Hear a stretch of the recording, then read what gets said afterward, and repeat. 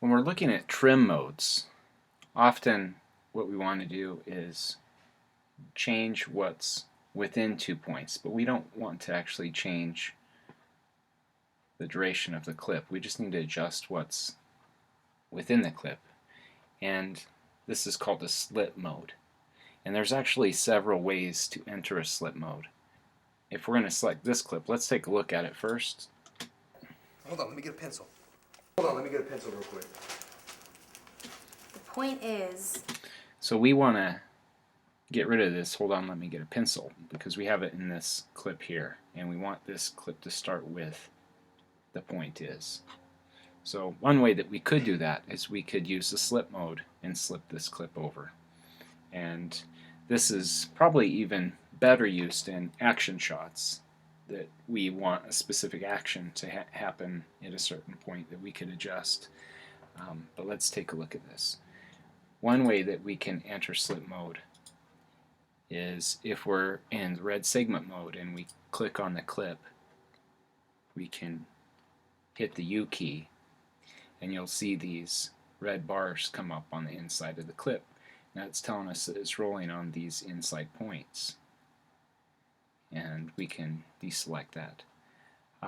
Another thing that we can do is we can hold down the Alt key, and I'm going to deselect this red segment mode, but we can hit the Alt key and draw a lasso around the clips, and then we'll be also in a slip mode.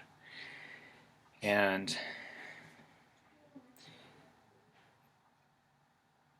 we can also enter this by being in a trim mode, and then hold down Shift and click on our other point. So whatever way you're more comfortable with, go into your slip mode, and then basically when you come over to that pink point,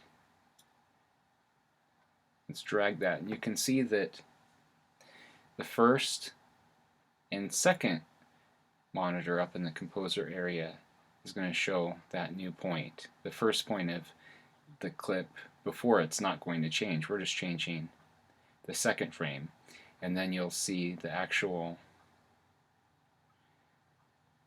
third view change, and again the fourth will not change because we're only slipping this clip in between.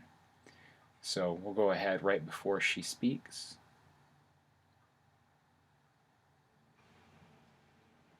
and let go. The point is that when you're drinking it here, you're supposed to use a glass cup. Let's take a look at the end.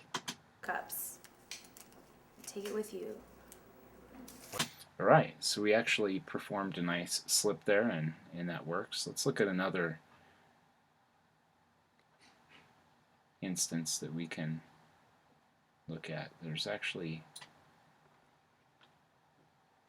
a point where he is going to throw an object. Let's find that.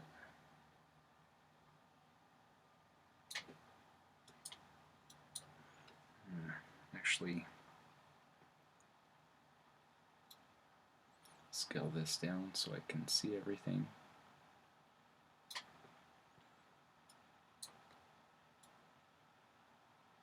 So right here he is going to toss something, the cigarette pack for her to go and get. Let's go back to where he does that.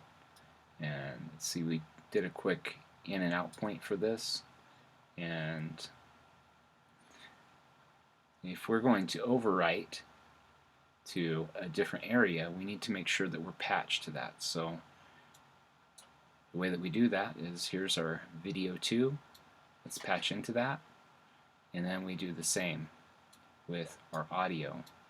So if you're on your audio 1 and you have 2 channels of audio, the way that you do that is odds correspond with odds and evens with evens.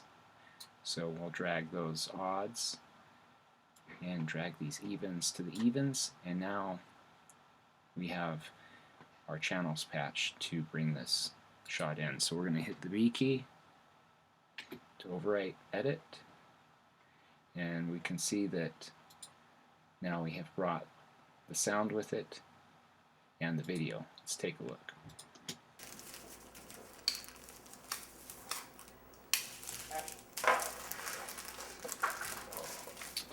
Alright, so we can see that there's some action in there, and one thing we could do is we could refine this with other edit tools, but let's try our slip edit here. Let's select it. Let's do it a different way this time. We will come up here and hit Alt, and we'll backwards lasso. We'll select those. Now we're in edit mode. And we know we need to move to the right past action. So let's drag this right before he tosses it. There we go. Let's let it go there. Let's get out of that slip mode and play that.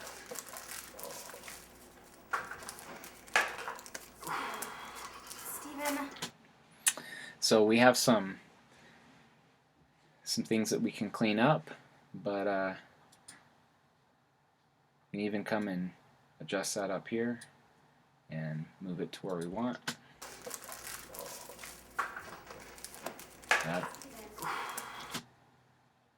But we can match the action there, and we can slip and get rid of things that we don't want. So that's the basics to entering and using the slip mode.